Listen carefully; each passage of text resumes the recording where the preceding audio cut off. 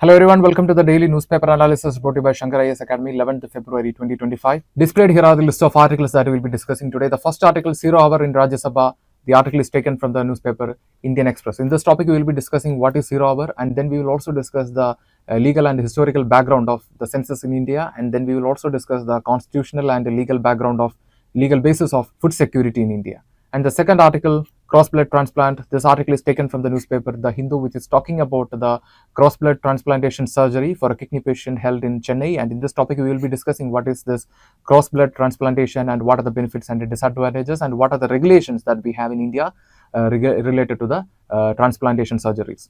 And the next is Aero India is Kumbh of Research. The article is taken from the newspaper The Hindu. In this topic, we will be discussing Aero India, the aviation, the Air Force exhibition held in Bengaluru. And in this topic, we will be discussing what is the significance of this exhibition, and then we will also discuss the basic facts about the Indian Air Force. And the fourth article, Article 200. The article is taken from the newspaper Indian Express. In this topic, we will be discussing the important facts related to Article 200, which gives power to the governor to deal with the bill passed by the state legislature. And without much delay, let's get into a discussion with the first article. 0 hour in Rajya Sabha. Sonia says census delay depriving 14 crore of food security benefits. The article is taken from the newspaper Indian Express. During the 0 hour session in Rajya Sabha, the Congress leader and Rajya Sabha MD Sonia Gandhi says that due to the census delay, nearly 14 crore people in India are deprived of food security benefits under the Food Security Act 2013. We know that the last census in India was taken in the year 2011, and then there was no census. And this data from the 2011 census is outdated, which is significantly impacting the socio-economic welfare of the people. So in this background, we are going to see what is meant by the 0 hour, and then we will see the historical and the legal basis of census in India, and then we will see the constitutional and legal basis of food security. So first we will start with the 0 hour. We often hear about the question hour or 0 hour in the parliament, right? These are the devices used by the members to control the executives. So in the 0 hour, actually we can simply say that in 0 hour it is an it is a time gap between the question hour and the agenda of the day. That means during the question hour, the members will raise three types of questions, that is start question, unstart question, and a short notice question. And the start, if it is a start question, oral answer is required, and a member has to give oral answer, and the supplementary questions can be asked. And if it is an unstart question, the written answer is usually given. And if it is a short notice question, that means question asked through a prior notice, not less than 10 days. And in this case, the members will give mostly oral answer. And the 0 hour actually comes between this question hour and the agenda of the day. And it is an informal parliamentary session after the question hour, yes. And in this time, the members will raise, the questions or matters with high importance. And you have to note another important fact related to the question hour, that is, it is an innovation in India, that is, it is originated in the year 1962. And this allows, the members to raise immediate discussion on national issues with the national importance. And it is not part of official rules. That means the question hour is not mentioned in the procedure of, the rules of procedure of parliament or the constitution of India. It is simply, it is an informal parliamentary session. So coming to the census in India, census, we know that it's a decennial exercise held in every 10 years to collect the demographic, social and economic data of the people in India.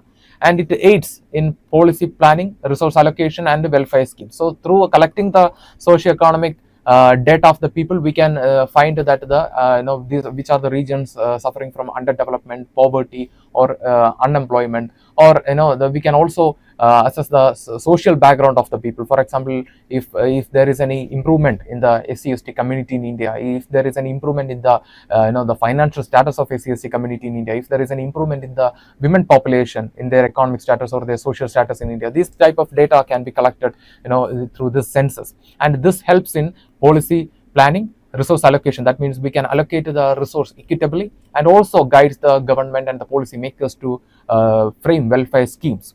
And it also guides infrastructure development and also helps in electoral delimitation. So we know that if a certain region is lacking the basic needs like hospitals, schools, or other basic needs of sanitation, then the government can allocate fund for the development of such infrastructure in that regions. And the next is electoral delimitation. Electoral delimitation means delimitation of electoral constituencies. So through the census, we are also assessing the social, we are also collecting the social data of the people. That means we can identify which region has the SC/ST population is there, which region has women population is high. So based on that, we can ensure fair representation of different population group in India when it comes to the election.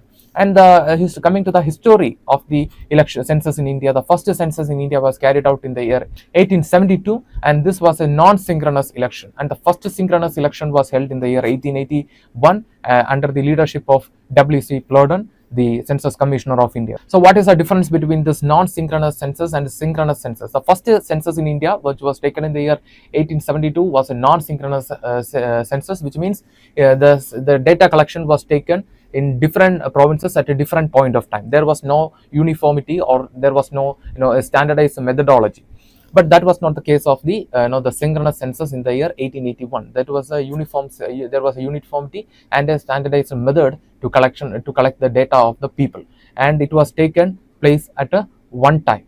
And in the post-independence time, the first census was taken in the year 1951. And coming to the legal framework or the legal basis of the census method, we have the Census Act 1948, which provides guidelines related to the procedures and the responsibilities of census.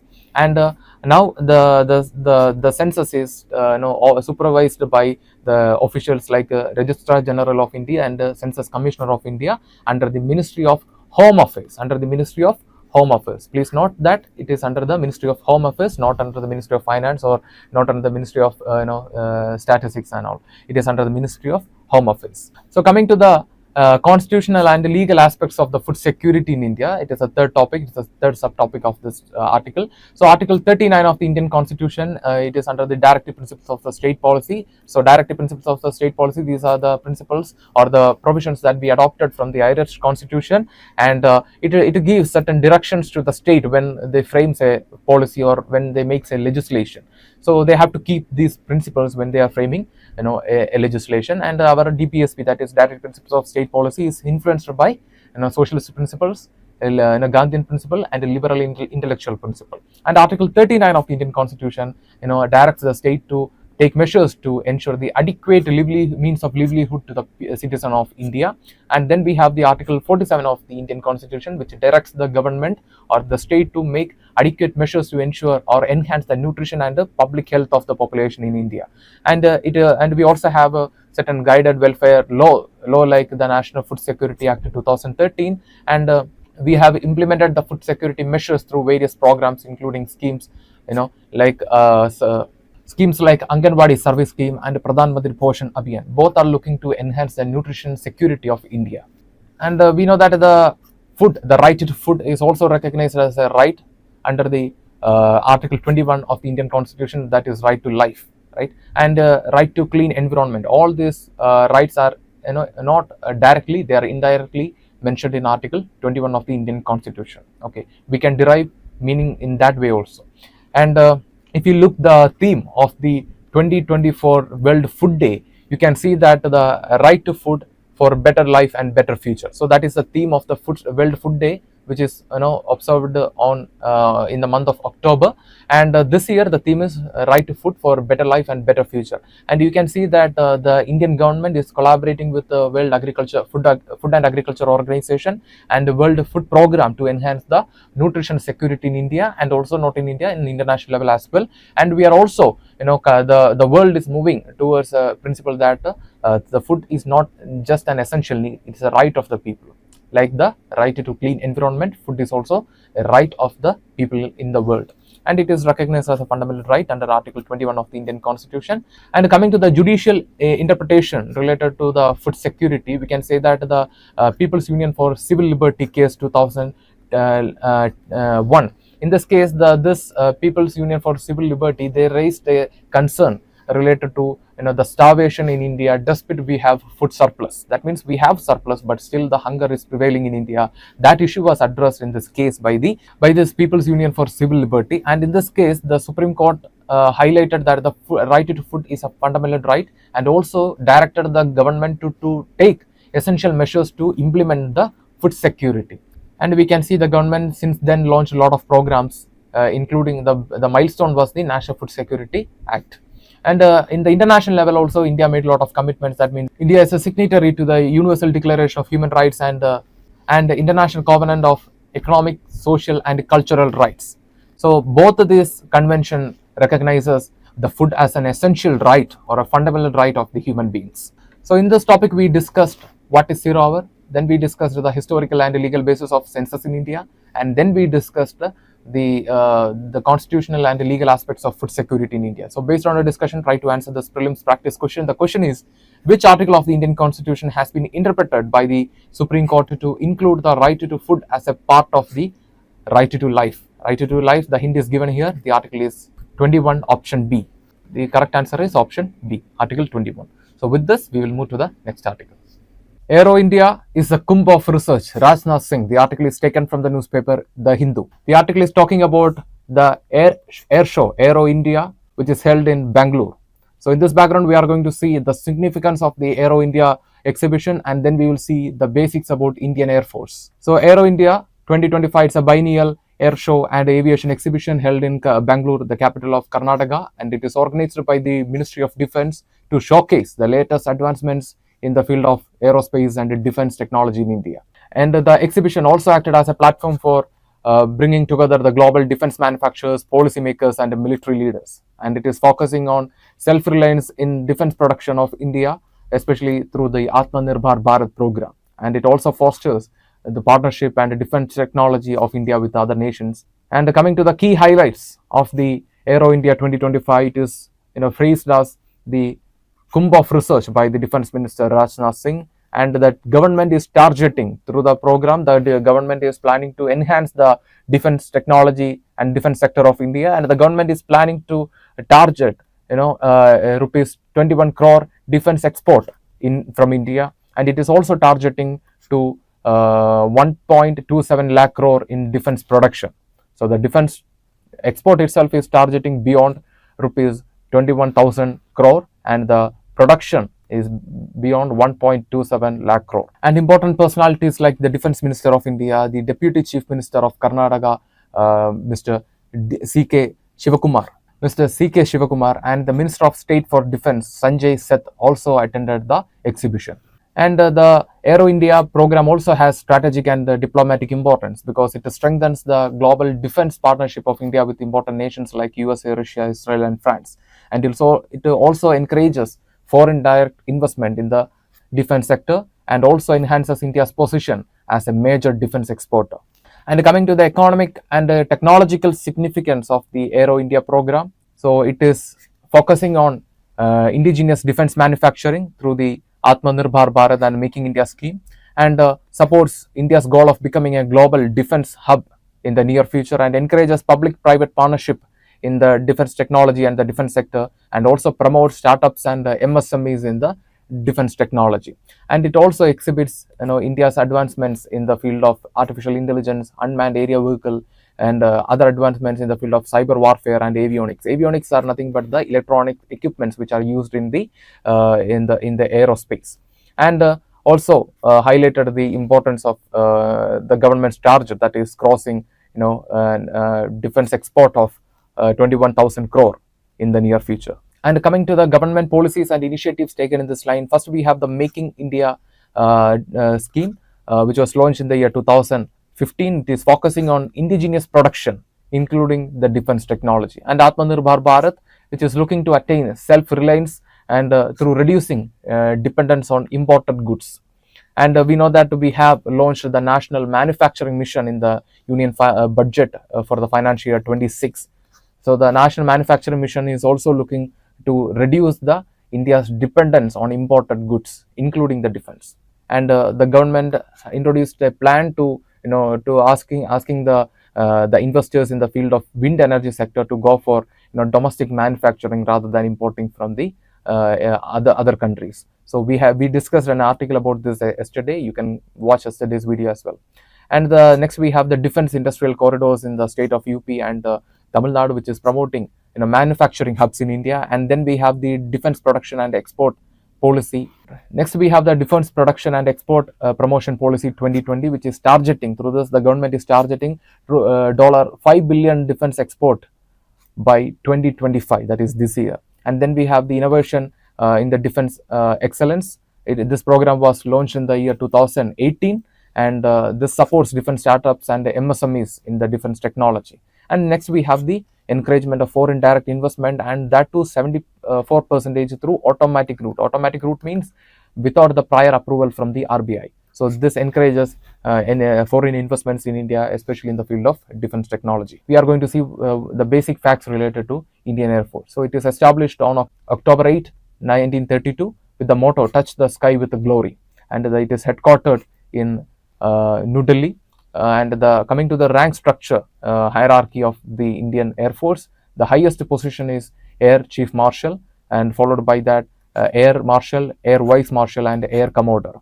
And it is working under the Ministry of Defense, and the minister responsible for the Air Force is the Defense Minister of India, currently Mr. Rajnath Singh. And then we have the Chief Defense Staff. Chief Defense Staff coordinates the three wings of the defense, that is Army, Navy, and Air Force. And then we have the Chief Air Staff, that he heads the Indian Air Force. Coming to the key responsibilities and roles of the Indian Air Force, first air defense, that is protecting the Indian airspace. And for example, if some unauthorized flights or some unauthorized aerial man vehicle is entering into the Indian airspace, then the Indian Air Force will take responsibility, and they will take counter action. And next is offensive operations, like conducting aerial strikes, for example 2019 Balkot strike in Pakistan. And then strategic airlift, that is supporting transport troops and providing supplies whenever there is any crisis or any issues. And the next is disaster relief, so provides aid during natural disasters. The best example, that is 2018 Kerala flood. And coming to the organization and commands of the Indian Air Force, Indian Air Force has 7 operational commands. So 7 operational commands are there in different parts of India to ensure the efficient air management in a vast nation like India. So the Western Air Command is located, its headquarters is in Delhi, and the Eastern Air Command, it is in Shillong, and the Southern Air Command, it is in Thiruvananthapuram in Kerala, and the Southwestern Air Command, it is in Gandhinagar in the state of Gujarat. The Central Air Command, the Central Air Command of IAF is located in Prayagraj in Uttar Pradesh. And then we have the Training Command of Indian Air Force in Bangalore, and the Maintenance Command in Nagpur, which is located in Madhya Pradesh, which is located in Rajasthan. And coming to the major aircraft and weapons of the Indian Air Force, first we are going to see the important fighter jets that the Indian Air Force has. So first is Sukhoi Su-30 MKI. It is from Russia, and the next we have the Rafale, which is from France, and Tejas, it is developed in India, and Mirage, Mirage 2000, it is from France, and the MiG-29, it is imported from Russia. So these are the important fighter jets that the Indian Air Force has.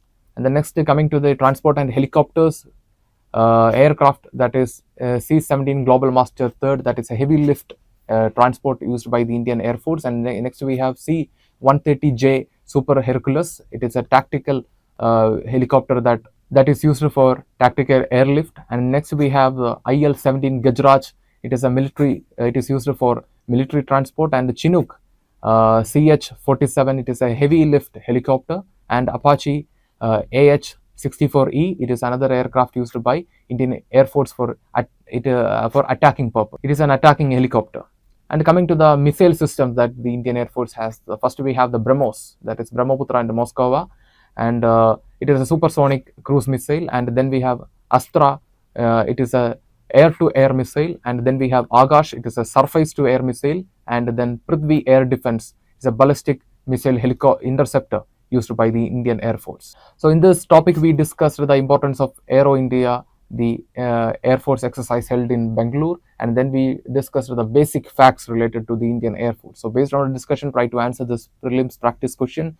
The question is, which of the following is an indigenous fighter aircraft of India? Option A, Rafale, Mirage, Tejas, and MiG-29. Rafale is from France, Mirage is also from France, MiG is from Russia. So the correct answer is option C, Tejas.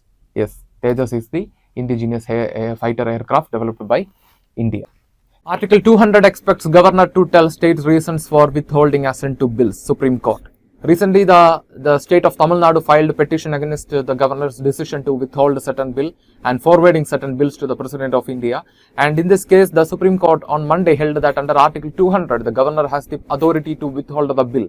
But at the same time, he is also expected to give the reason before the the state legislature to ensure better transparency and better administration. So in this background, we are going to discuss more about Article 200 from the prelims point of view. So Article 200 of the Indian Constitution deals with the governor's power regarding bills passed by the state legislature. So under Article 200, the governor has 4 important options before him. First, he can give assent to the bill in this case the bill becomes law, and he can withhold the assent to the bill, that means rejecting the bill. So far, unlike the President of India, the governor does not have any mandatory that he has to give reasons before the state legislature.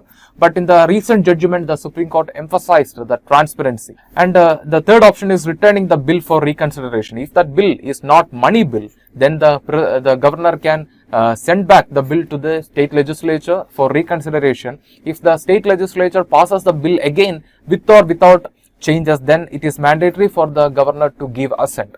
And the next option before him is reserving the bill for the president's consideration. If the bill passed by the state legislation is going against the principles of the constitution, or going against the national interest of the nation, or if it is affecting the powers of the high court, or if it is coming in conflict with the central law, in these cases the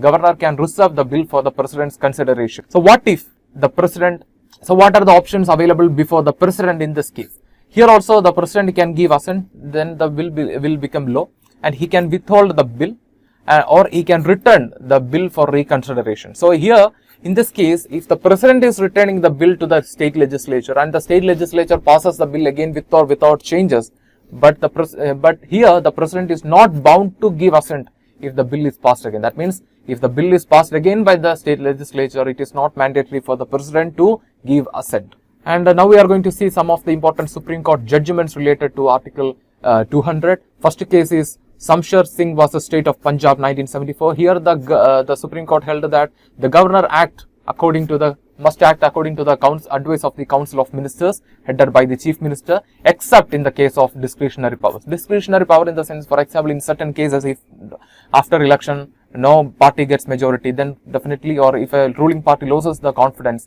that time the governor can enter the scene and he can act according to his discretion. That means he can ask the opposition leader whether he can form a government or not, or he can take the further action according to his discretion. These are the discretionary powers before him. So in this case, the Supreme Court held that the governor must act according to the aid and advice of the Council of Ministers, except in the case of discretionary powers. And next we have the Quixote O'Halloran versus Sakuli 1992. In this case, the Supreme Court held that the governor must act within the principles of the constitution. That is, not only the governor, all government machinery should work within the principles of the constitution, including the governor. And coming to the recent judgment of the Supreme Court, the governor must provide reason for withholding the bill to ensure transparency and a better administration. So the relevance of this observation, the Supreme Court observation, we can say that it prevents delay and ensures accountability. That means if the governor is not giving the reason behind the withholding the bill, then definitely there will be some clash between the state government and the governor, the office of governor. So these type of issues can be avoided if the governor can give reasons to the state legislature. So that is the importance of the Supreme Court judgment last Monday. So in this topic we discussed Article 200 and its related facts, and some of the important judgments related to Article 200, which will be very useful for your mains answer writing. And based on our discussion, try to answer this prelims practice question. The question is, under what circumstances can the governor reserve a bill for the president's consideration? Option A, if it is conflicting with the central law. Option B, if it affects the power of the High Court. Option C, if it is against the constitution or the national interest of the state. And option D, all of the above. The answer is all of the above. Yes, the governor can reserve the bill for the president's consideration if it is coming in conflict with the central law, or if it is affecting the powers of the high courts, or if it is going against the principles of constitution or the national interest. So the answer is option D, all of the above. So with this, we will move to the next article.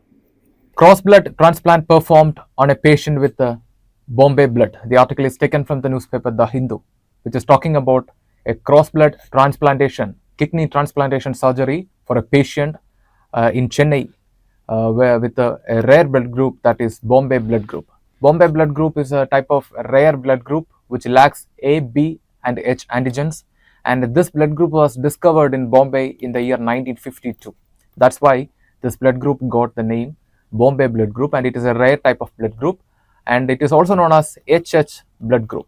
And the issue is that the people with this rare blood group cannot get blood or organ from people with different blood groups. So here the doctors in MIOT International in Chennai, they conducted a cross blood kidney transplantation using the Japan's double filtration plasmapheresis technology. So in this background, we are going to discuss more about the cross blood transplantation and its regulation in India, and what are the advantages and disadvantages in it. The first, we are going to see the cross blood transplantation. It refers to organ transplant between incompatible blood groups. That means between two different blood groups. That means if a person wants an organ from another person, then the donor should have the same blood group of the donee. And when we can consider this cross blood transplantation, it can be considered, AOB incompatible. So when we can consider this cross blood transplantation, first, AOB incompatible kidney transplant. That means if the donor does not have the same blood group or the different blood group to the donee, then we can consider this cross blood transplantation. And for the people with a rare blood group, that the example is the Bombay blood group. It is a rare type of blood group, and that getting a donor for people with this rare blood group is very difficult. So that's why the doctors went for cross blood transplantation. And the next is availability of an immediate family donor with the incompatible blood. That means if we have a family member who is willing to donate the organ, but if they have a different blood type, in that time also we can consider this cross blood transplantation. And the next is considering the medical readiness of hospital or the circumstance. That means availability of resources and availability of other techniques like this Japan's double filtration plasmapheresis. Such technologies are available, then we can consider about the cross blood transplantation. And coming to the regulation in India, so the organ transplantation, it is a milestone development in the health sector and in the health history, but at the same time there is a possibility of potential misuse of this technology. That's why in India we have various acts and organization to regulate the organ transplantation. First, we have the Transplantation of Human Organs and Tissues Act 1994, which was amended in the year 2011. This act regulates the organ transplants, prevents the trafficking of the human organs, and allows ABO incompatible transplantation with certain protocols. And the next, we have the National Organ and Tissue Transplantation Organization. It is an organization which oversees the transplantation surgeries in India and issues guidelines related to the transplantation surgery, and also manages the registry of the transplantation or the donation of organs to maintain equitable organ donation to everyone. And next we have the next we have the State Organ and Tissue Transplantation Organization and the Regional Organ and Tissue Transplantation Organizations to coordinate organ allocation and guidelines and transplantation in the state and the regional level.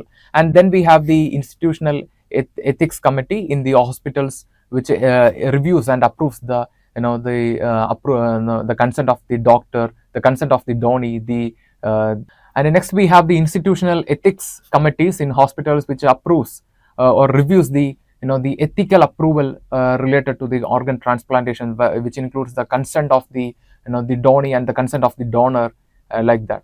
And the next is medical protocols. We have the guidelines issued by the Indian Council for Medical Research, and so the Indian Council for Medical Research framed guidelines related to the cross blood transplant organ transplantation. And in this case, certain preconditioned techniques can be used. For example, this plasmapheresis and the immunosuppression therapy and post-transplantation regular monitoring. These are the important guidelines provided by the ICMR related to the organ transplantation. And coming to the financial coverage for the organ transplantation, the government has issued the benefits under the Ayushman Bharat scheme, which covers the transplantation expenses for the people. And also we have the private insurance sector, which provide partial and full coverage to the transplantation in before and after the transplantation surgery. And coming to the advantages of the cross blood transplantation, first one, it is expands the donor pool. That means hereafter you don't have to look for the people or the donors with the same blood group. So it expands the